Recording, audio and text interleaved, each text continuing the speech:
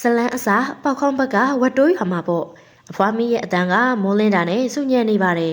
သူ့ရဲ့မြေငပြင်းကိုနှိုးနေတာပါမြေကိုအိယာထားဖို့ပြောတယ်ဆိုလို့ငပြင်းကိုကလေးလို့မထင်လိုက်ပါနဲ့သူကအခုဆိုလူပြိုပေါက်အရွယ်တောင်ရောက်နေပြီဒါပေမဲ့ဒီကောင်ကလည်းငငယ်ကနေခုချိန်ထိမနက်မိုးလင်းရင်အိယာမထားဘူးနေဖင်ထိုးမှထားတာဒီတော့ပွားစီလောက်တာမဆန်းဘူးလေဟဲ့အိပ်ပုတ်ကြီးငပြင်းထတော့လေငါမှတော့နေကိုရှာကျွေးနေရတာခါတော့ကျိုးတော့မယ်အခုချိန်ထိအတိတရားမရသေးဘူးဘယ်တော့မှအလုံးလုံးမလဲဟဲ့ငပြင်းရဲ့ဟာဖွာလဲကိုမြင်းလေးအိတ်နေအောင်အလုံးမလုံးချင်လို့မဟုတ်ပါဘူးတရင်နိုးတော့အကြံပေါ်ဆိုလို့နည်းနည်းလေးစအိတ်နေတာပါဗျာပြန်အွန်လိုက်ပြီမယ်လူကအိတ်ရထဲမှာပဲရှိနေသေးတယ်ဒါပေမဲ့အဖွားကမိဖို့ကြောင့်ထဲမှာဒုံထိုင်းနဲ့ပကံတွေဆေးပြနေတော့ဒီကောင်လဲစအိတ်လို့မရတော့ပဲထလာရတာပေါ့ကဲအဖွားဘာကူလုပ်ပေးရမလဲပြီးတော့ဒီနေ့ဘာဟင်းချက်လဲသူမေးလိုက်တာနဲ့အဖွားကစိတ်တို့ပြီးထဟောက်ပြန်တာပေါ့အေးစားဖို့ပဲတည်တယ်နေသူများတွေလို့အလုပ်လုပ်ဖို့စိတ်ကူးမရှိဘူးလားလုံနေတာပေါ့အဖွားရဲ့ကျွန်တော်ညာဘက်တွေဆိုခြံတော်ဝင်းမှာအလုပ်လုပ်နေတာအဖွားမှမသိတာ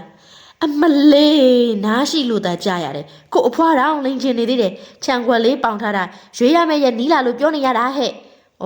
ကိုမြေးတောင်မယုံဘူးဒီမှာခြံခွက်ရွေးဖို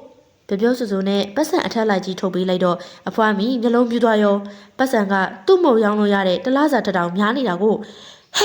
ဟဲဒီပတ်စံတွေဘယ်ရလဲသူများပတ်စံတွေဆိုခုပြန်ပေးလိုက်နော်သူမြေးပါတွေလုံးနေမှမသိတော့အဖွားမီလည်းစိုးရိမ်သွားပါတယ်ငပြင်းကိုအလုံးလုံးစေခြင်းပေမဲ့ဟုတ်တာတော့မလုံးစေခြင်းဘူးလေဟာအဖွားကလည်းမဟုတ်တာမလုပ်ပါဘူးတန်တန်ရှင်းရှင်းနဲ့ရတဲ့ငွေဖြူတွေပါသူအဖွားမြုံမှန်းသိနေလို့ငပြင်းလည်းတေးကြအောင်ထက်ရှင်းပြပြန်ပါတယ်ဒီတော့မှအဖွားမီလည်းလက်ခံထားလိုက်တာပေါ့တကယ်တော့ညဘက်တွေဆိုခြံနောက်ဖေးတဲ့ကတဲလီထဲမှာရေမွေးထုံနေတာပန်းတွေကိုပေါင်းခံပြီးအလန်းစားရေမွေးတွေဖန်တီးနေတာပါ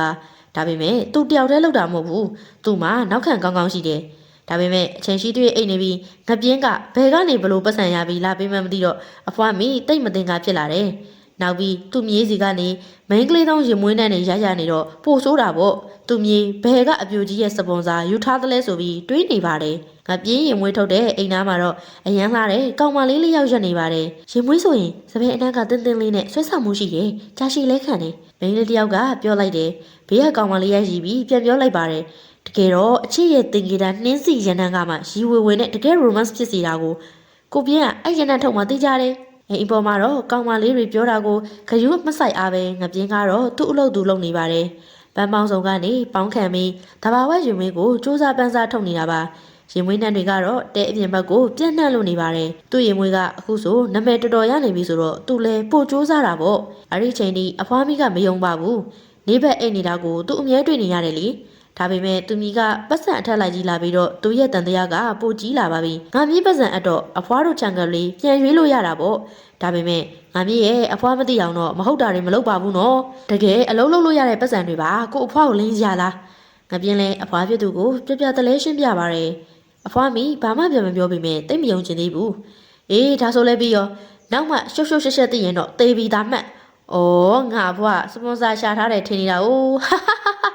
ဟာမဘူးနဲ့ရွာမှာကျွန်တော်အန်းနိုင်တဲ့လူမရှိသေးဘူးငပြင်းရရေမောမောပြောပြီးသူ့အလုပ်ရှိတဲ့ရွာနောက်ကခြံခွက်စီထွက်သွားပါတော့တယ်တန်တရားရှိနေတဲ့အဖွားမိလည်းခဏအကြာမှပဲသူမြေးနောက်ကိုတိတ်လေးလိုက်ချောင်းမို့ဆုံးဖြတ်လိုက်တာပေါ့သူမြေးသွားမယ်ထင်တဲ့အပြိုကြီးခင်ကြီးအိမ်ရောက်တော့အထင်နဲ့အမြင်လွဲသွားတယ်အဲ့အိမ်မှာသူမြေးကိုမတွေးပါဘူးအဖွားမြေးကဒီကိုမလာတာကြပေါ့ခင်ကြီးလဲသူ့ကိုတွေးချင်နေတာမောင်လေးငပြင်းကိုအိမ်လာလဲဖို့အဖွားပဲလွတ်ပေးပါအောင်တိတိချာချာမသိရတော့အဖွားမိမကြည့်နဲ့သေးပါဘူးဒါကြောင့်လဲတညက်နေတော့သူမြေးထွက်သွားတာနဲ့နောက်ကနေလိုက်ချောင်းပါတယ်ရွာအစုံကခြံကိုသူလဲမြောက်တာကြပြီလေခြံမှာမဟုတ်တာလှုပ်ထားရင်တော့စုံမဖို့သူတွေးလိုက်ပါတယ်ဒါကိုမသိတဲ့ငပြင်းကတော့သူ့အာယုံနဲ့သူအလုရှုံနေပါတယ်ပန်းကင်းထဲကနေပန်းတွေကိုသိချရွေးခုနေတာပါနောက်တော့ပန်းတွေကင်ပြီးတဲပေါ်တက်သွားပါတော့တယ်ဒီတော့မှချောင်းကြည့်နေတဲ့အဖွားမိလဲတဲပေါ်တက်မယ်အလို့ကောင်မလေးလေးယောက်ကသူ့ရှိကိုပိတ်ရထားလိုက်ကြတယ်ကောင်မလေးတွေကတကယ်ရိုးရည်လေးလှပါတယ်သူတို့ဝတ်တိုးရမှာလည်းမမြင်ဘူးသူမြင်းနဲ့အရန်ချင်းနေတဲ့ပုံစံဆိုတော့သူမြင်းနဲ့ဘလို့ပတ်သက်နေတာလဲတေချာအောင်မေးဖို့အဖွားမိဆုံးဖြတ်လိုက်ပါတယ်ဟဲ့နင်တို့ကဘယ်ရလဲဘသူသမီးတွေတော့ကောင်မလေးတွေကလည်းငပြင်းအဖွားမှန်သိနေတဲ့ပုံမှာပြုံကြီးကြည့်နေရင်ကိုက်နေဝမ်းသာအားရနဲ့တယောက်ပြီးတယောက်ပြန်ပြေးတာပေါ့သမီးကဖြူဖြူဖွေးစပယ်လေးပါသမီးကတော့ဝေလဲမွေးကြွေလဲမွေးခရီလေးပါသမီးကတရက်ပြီပါအဖွာသမီးကကန်းကောတဲ့ကန်းကောနဲ့သမီးပါဒီပင်မှာပဲနေတာအဖွာသူတို့အဖြေကိုကြပြီးအဖွားမိလဲဇဝေဇဝါဖြစ်နေပါတယ်ဒီချိန်မှာပဲအလုံးလုံးနေတဲ့ငပြင်းစကားတန်ကြလို့အပြင်ထွက်ကြည့်လိုက်တယ်နောက်တော့မှသူ့အဖွားကိုလမ်းတွေပြီးလှမ်းပြောလိုက်တာပေါ့ အဖွာတယောက်တည်းဘယ်သူနဲ့စကားပြောနေတာလဲသူမြင်းအတန်ကြားမှာအဖွာမိတတိဝင်လာပါပြီသူအစောကတွေးခဲ့တဲ့ကောင်မလေးလေးယောက်မရှိတော့ပါလား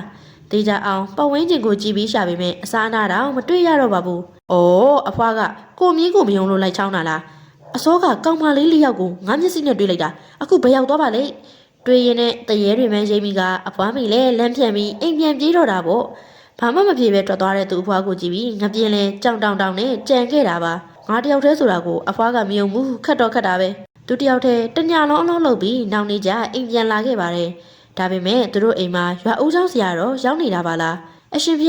ဘလို့အเจ้าနဲ့အိမ်ကိုကြွလာတာလေဖေငပြင်းဆရာတော်ကိုမင်းလျှောက်လိုက်တယ်အဖွားမိကမင်းတရေမွေးထားတယ်ပြောပြီးကြည်ပေးပါဆိုလို့ကြွလာတာပဲဗျာဘယ်ရတရေလဲဖေတပည့်တော်တရေမမွေးပါဘူးနင်တရေမွေးထားတာတကောင်တော့မဟုတ်ဘူးအဖွားမိအပြောကြောင့်ငပြင်းလဲအံ့ဩသွားပါတယ်ဟာအဖွားကလည်းဘယ်တရေမှမရှိပါဘူးမင်းညကနင်တရေမှ၄ယောက်နဲ့ငါတွေ့ခဲ့တာလေဘာညာချင်းသေးတာလဲအဲ့ဒါကြောင့်ပဲဆရာတော်ကိုငါပေးလိုက်တာပဲအဖွားမိကလည်းအခိုင်အမာပြောတာပေါ့ကမကြီးစိတ်မပူနဲ့ငပြင်းကပါရမီရှင်ဖုံးငယ်ကြီးတဲ့သူမလို့အုပ်စားဆောင်တွေကလာပြီးစောင့်ရှောက်ပေးနေတာသူ့ကိုချစ်လို့လောင်ဆောက်ရှောက်တာဆိုတော့အန်ရမပြုတ်ပါဘူးဆရာတော်ကအာယုံနဲ့ကြည့်ပြီးမိတ်လိုက်ပါတယ်အုပ်စားဆောင်ဆိုအသက်ယူသွားရင်ဘယ်လိုလုပ်မလဲဖေတပည့်တော်မြေကိုကဲပါအောင်အဖွားကလည်းကျွန်တော်ဘာမှမဖြစ်ပါဘူးဆိုနေတာအတင်းပဲဟဲ့ငါမျိုးဆက်ဆိုလို့နေမဲရှိတာဆရာတော်စီစဉ်တာနားထောင်ဒီလိုနဲ့ဆရာတော်ကိုအိမ်မော်ပင်ပြီးပိရိတ်တရားနာယူပါတယ်ကျောင်းထိုင်ဆရာတော်လည်းအန်ဒီရဲ့ကင်းဖို့မေတ္တာကရုဏာအပြည့်နဲ့ရွတ်ဖက်ပေးပြီးမိတ်လိုက်ပါတယ်ကဲအခုလောလောဆယ်တော့မနှောက်ယှက်နိုင်တော့ပါဘူးဘာမှစိတ်မပူပါနဲ့ဒါဆိုအပိအပြက်ဖြစ်အောင်ဘယ်လိုလုပ်ရမလဲဖေ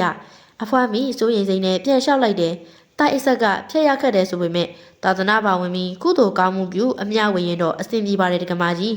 နေရင်ထိုင်ရင်ငပြင်းတယောက်သင်ငန်းစီရမယ့်ဘဝရောက်နေပါပြီဆရာတော်ပြန်ကြွသွားတော့အဖွားဖြစ်သူမြင်းငပြင်းကိုအတင်းထားချတော့တာပေါ့အဖွားကငါဘေးကောက်မှုစီစဉ်တာမဖြစ်မနေရဟန်းဝေးရမယ်ငပြင်းလဲအာယုံနောက်ပေမဲ့သူ့အဖွားမသွားနဲ့လို့မှားထားတဲ့ကြားကရွာနောက်ကချမ်းကိုထွက်လာခဲ့ပါတယ်ထုံးစံအတိုင်းသူ့ရင်မွေးလုပ်ငန်းကိုပဲအာယုံဆိုင်ပြီးလုပ်နေပါတယ်ဒါပေမဲ့သူစီအန်နီရီကြလာမှကိုတော့မသိဘူးရွာကလူလဲငွေတိုးချေးစားတဲ့တကြီးကငပြင်းကိုမကြည့်ပါဘူးချမ်းကိုလိုချင်လို့အကွက်စင်ထားတဲ့ကြားကငွေတွေအကုန်ဆက်လိုက်လို့သူလက်လွတ်ရမလို့ဖြစ်နေပြီလေဒါကြောင့်သူ့လူယုံလူမိုက်300ကိုလူပြီးငပြင်းရဲ့ရင်မွေးလုပ်ငန်းကိုဖျက်ဆီးခိုင်းတာပါခုလူမိုက်တွေခြံထဲကိုရောက်လာပါပြီဒုံးမောင်လေးကိုလာဒုက္ခပေးမလို့ထင်တယ်ကျမတို့ရှိနေတာဒီလိုအဖြစ်ခံလို့ဘယ်ရမလဲဒီလူမိုက်တွေတော့ကိုယ်သေးတွင်ကိုတူးမိပြီကြာပါတယ်သူတို့ကိုမှတ်လောက်သားလောက်အောင်စုံမကြတာပေါ့အပင်ဆောင်တဲ့သမီးလေးရောက်ထွက်လာပြီးလူမိုက်တွေကိုညှို့လိုက်ကြပါတယ်ဟေ့ကောင်နှင်းစီနန်းလေးကမှွေးနေရပဲဟာဟုတ်တယ်ငါတကောင်းထဲမှာလဲစပယ်နန်းလေးဆွဲနေရဲ့လူမိုက်တွေလည်းနှစ်သမီးတွေရဲ့အလာမှာမူးမေပြီးတပ်ပင်တွေကိုဖန်နှံရင်တညာလုံးကုံဆုံးသွားပါတော့တယ်မနက်မိုးလင်းတဲ့အချိန်ထိတပ်ပင်အနာမှာထိုင်နေတော့မှငပြင်းလဲလူဆိုးတွေကိုတွေ့ပြီးအံ့ဩသွားတာပေါ့ဟဲ့လူတွေဒီမှာဘာလုပ်နေကြတာတော့သူပြောပေမဲ့လူဆိုးတွေကတုတ်တုံမှမလုပ်ပါဘူးသူမေးတာကိုလုံးဝမကြားသလိုအသိစိတ်လွတ်နေပါတယ်ဒီတော့မှငပြင်းလဲသူ့အဖွားပြောတာကိုတတိယပြီးသူ့ကိုကူညီပေးတဲ့နှစ်သမီးလေးတွေကိုကျေးဇူးတင်သွားပါတယ်လူဆိုးတွေလည်းအမှန်တိုင်းဝန်ခံလိုက်တော့တကြီးရမဟုတ်တာတွေပါအကုန်ပေါ်ကုန်ပါပြီဒီတော့မှရွာသားတွေလည်းတကြီးကိုရွာကနေမောင်းထုတ်လိုက်ကြတာပေါ့အေးငါမြေးကိုရန်ရှာရဲတဲ့နင်တို့ကိုလုံးဝခွင့်မလို့ဘူးဟုတ်တယ်ငါမောင်လေးငပြင်းကိုရန်ရှာတာနင်တို့ကိုရဲလက်ထဲအပ်မယ်ဒီအဖြစ်ကြောင့်ငပြင်းလဲရဟန်းဝစ်ဖို့သဘောတူလိုက်ပါပြီတငန်းစီးထားတဲ့ဦးစင်းငပြင်းကိုကြည့်ပြီးအဖွားမိစိတ်အေးသွားပါပြီသူမြေးအလိမ်မလေးကြောင့်ရဟန်းထိုင်ကမှဖြစ်ခွင့်ရခဲ့ပြီလေကဲဘာမှစိတ်မဝင်နဲ့တော့တက္ကမကြီးရဟန်းဝင်းနဲ့ဆိုဘယ်ဥစ္စာဆောင်မှမကတ်နိုင်တော့ပါဘူးဆရာတော်စကားကြောင့်အပြောတော်မဆုံးသေးဘူးအဖွားမိစိတ်ထဲမတိုးမတန့်ဖြစ်လာလို့ဘေးကိုကြည့်လိုက်တော့ဥစ္စာဆောင်၄ယောက်ကဘေးမှာရက်ကြည့်နေတာပါလားတက္ကမကြီးဘာတွေကြည့်နေတာလဲကျောင်းထဲမှာဘသူမှမရှိပါဘူးဆရာတော်ကသာမနှောက်ယှက်နိုင်ဘူးပြောနေတာအခုသူတို့ကဘေးမှာရောက်နေပြီဖေနေခင်းကြောင်တောင်တွေ့လိုက်ရတော့အဖွားမိကြောက်ကြောက်လန့်လန့်နဲ့ဆရာတော်ကိုရှောက်လိုက်ပါတော့တယ်ဦးစင်ကပြင်းအလှနှစ်သမီးလေးတွေရဲ့လက်ကနေလွတ်နိုင်ပါမလားပရိသတ်ကြီးရောဘလို့ထင်လဲကိုအမြင်ကိုကောမန့်မှာရေးခဲ့ပေးပါဦးနောက်ဆက်လန်းတွေမှာပြန်လည်ဆုံတွေ့ကြပါမယ်ရှင်